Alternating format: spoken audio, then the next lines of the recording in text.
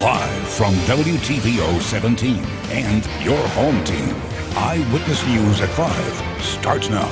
Riding to save lives, that's what local biker groups did today to help bring attention and awareness to veterans suffering from a mental battle since leaving war.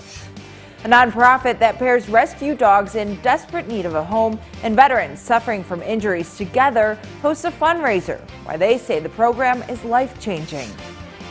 And after the United States faced cyber attacks, President Biden says the nation isn't looking for conflict against Russia, but to resolve actions traced back to the country. Good evening, I'm Alexis Carpello. Bullets pierced the air at a Rockford gas station. Rockford police are investigating at the Fast Fuel and Mart on Harrison Avenue just west of Alpine Road. It happened around 2:15 this afternoon. Rockford police say an argument took place. That's when a suspect pulled out a handgun and began shooting. The victim fled eastbound on Harrison. The suspect took off in the other direction. An unrelated vehicle was struck. Investigators say they are unaware of any injuries at this time. The suspect was driving a Chevy Cruze. We'll provide more updates on this scene when they become available. Dozens of motorcycle riders kicked up their stands and rode to bring awareness to suicide prevention for veterans. Rachel Perry was there and she joins us in studio now. Rachel, this is an annual ride. That's right, Alexis. After losing a friend to suicide, a Rockford man felt he needed to do something to raise awareness. And today, that something included some loud bikes and a lot of leather. A while ago, I experienced a friend committing suicide. That loss is what Sean Nisha says inspired him to create Sunday's Suicide Awareness Ride. That drove me to just do something for the community. Bikers lined up to show their support and 22 sponsors participated. All donations are going to Mission 22. My friend was military. Mission 22 is in the fight for veteran suicide awareness and prevention, and that touched my heart when I chose him. Banisha says the event isn't just about military suicide prevention, but all prevention. Laura Kane is the executive director of Marshmallow's Hope, a local organization bringing awareness to mental health. I lost my 14-year-old son to suicide in 2018. So since then, I have started this nonprofit organization in hopes to prevent more suicides, to encourage our youth to keep living. Behind Kane, a display of dozens of photos. These are the faces of suicide. Unfortunately, when I lost my son, I didn't know anybody who had died by suicide. And these are actually families of real people. Like, these are real people that have been affected by suicide. Nishis and Kane tell me there's still a large need for advocacy, especially for men. It's hard to come out about this stuff. It's hard to, because when I went through it, all I did was pent up those emotions inside me, and I didn't let it free. By having events like this, we're letting men know that it's okay to not be okay, that it doesn't make you weak to reach out for help. Kane will be hosting a youth suicide prevention program on June 26. We will have more information and resources on mystateline.com. Alexis? All right, thanks, Rachel. Saving 2 lives at a time is what a nonprofit aims to do by pairing rescue animals with veterans that have suffered from PTSD or any form of brain injuries. War Dogs Making It Home is a nonprofit organization that formed in 2010.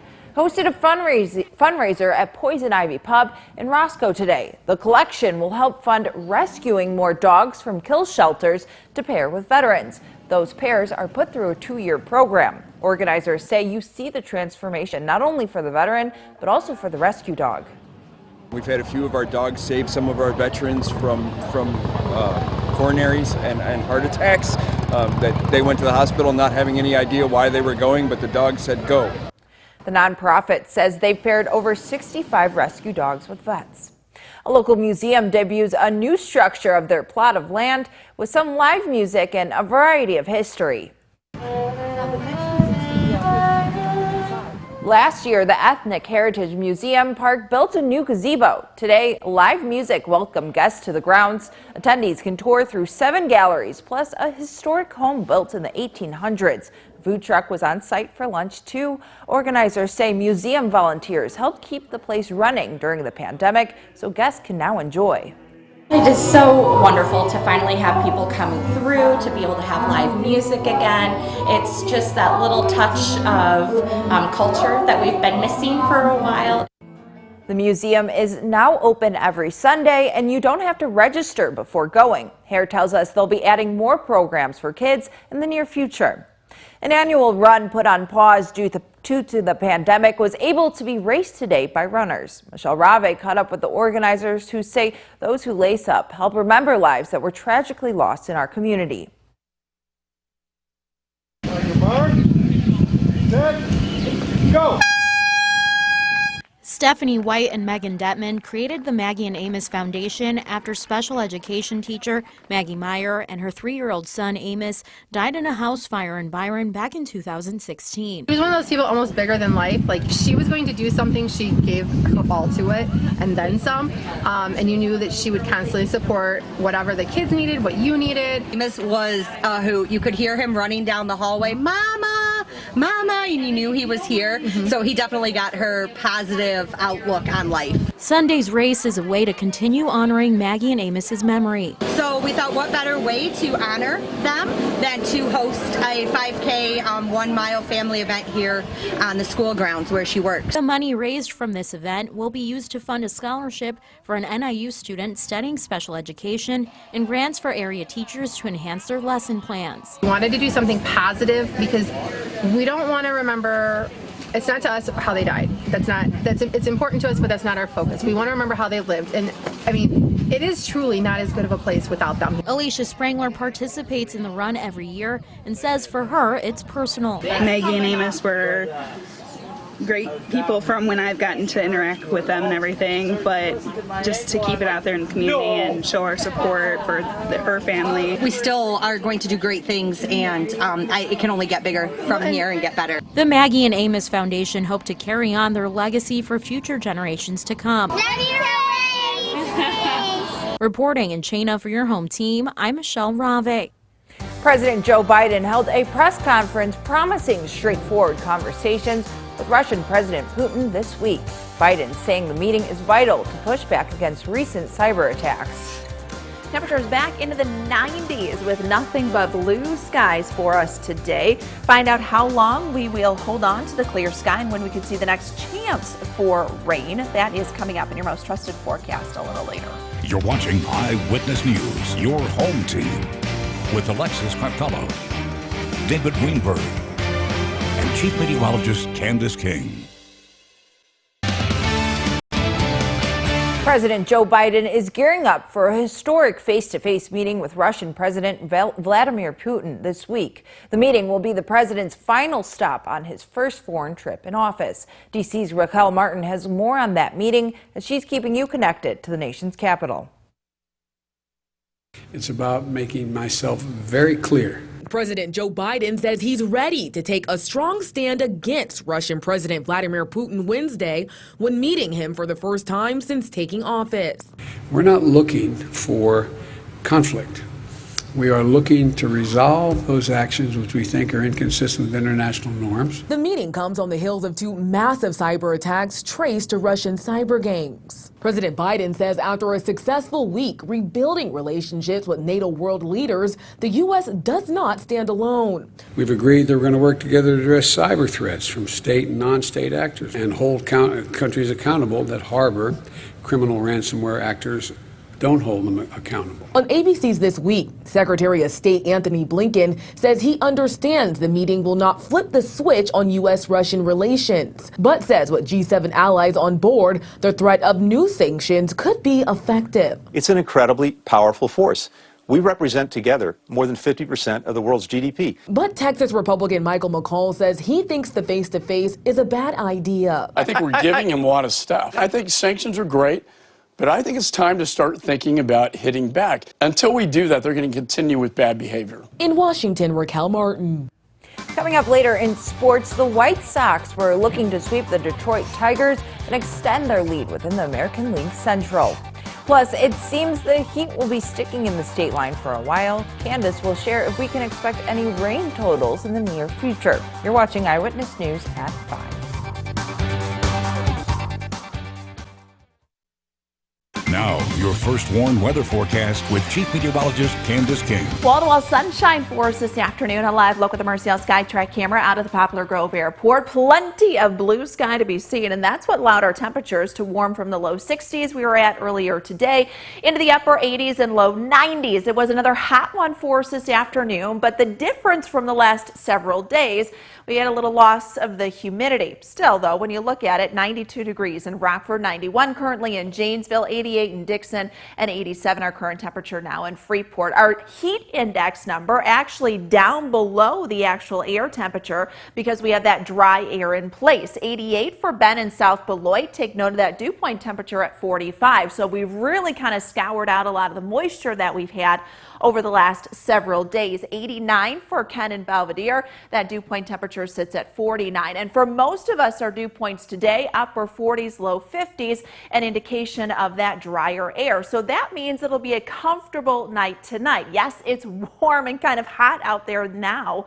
but we'll see those temperatures very similar to what we woke up to this morning. And we've got a couple of comfortable mornings coming up, down to about 65 degrees tonight. Tomorrow, another warm one back into the upper 80s. It is going to get a little breezy, though, later tonight and early tomorrow. We've got a weak disturbance coming in, so that'll help kick up some of that wind as it begins to shift around to the west and then northwest later tonight. The wind will ease a little more for tomorrow. Any chance for rainfall, though, really lacking here over the next couple of days. But there are some signs that could point to some good news as we get towards the end of the month. So we'll talk about that in just a quick moment. But you see high pressure really taking control. As we're fairly clear, you have to go up to the north, out to the west, and then down to the south before you really see any of that rainfall move in. So that means we continue with that clear sky here as we go through the night. And that's because we actually have a big ridge of high pressure building out to the west with a big dip in the jet stream known as a trough out here to the east. So we're kind of stuck between the two.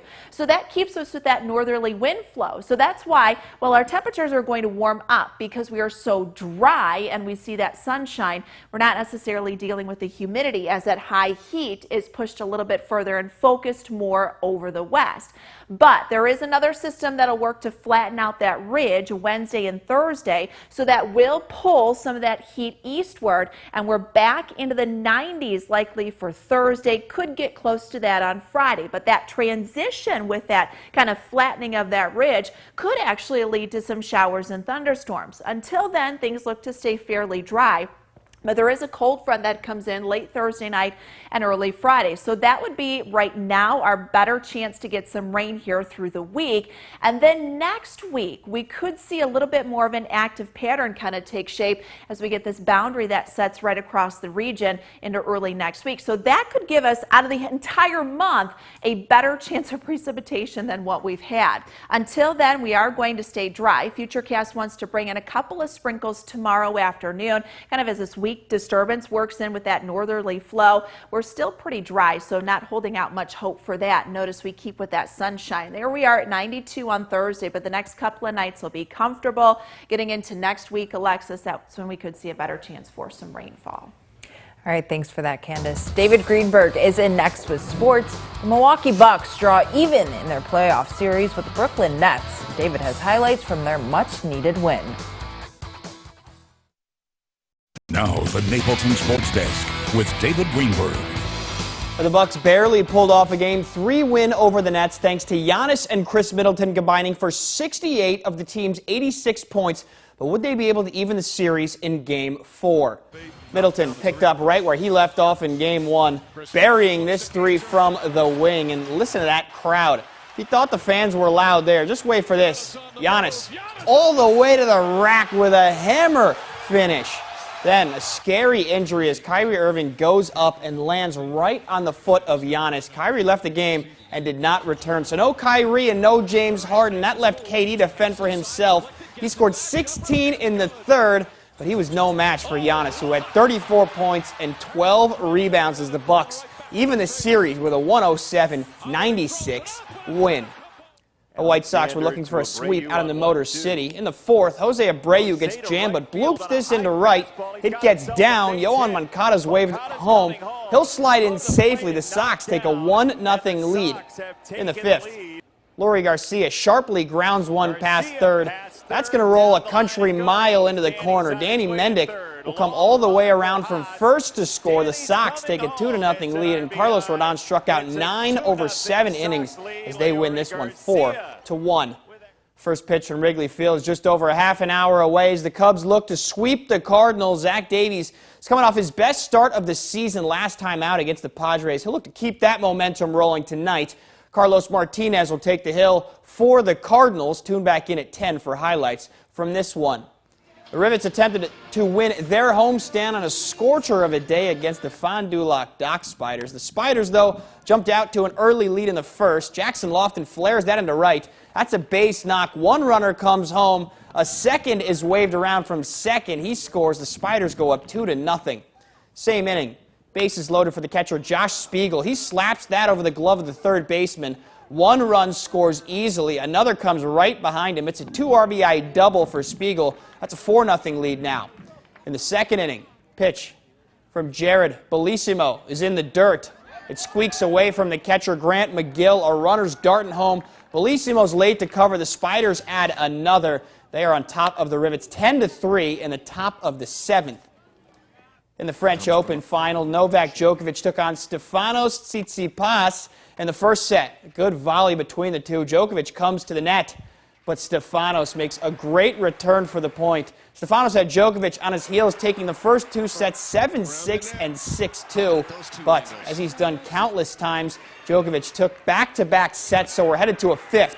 Look at this gorgeous return. Tsitsipas leaves himself exposed, and the Joker takes advantage. He storms back from 2 sets down to win his 2nd French Open title and 19th career Grand Slam victory. That's it for sports. We'll be right back.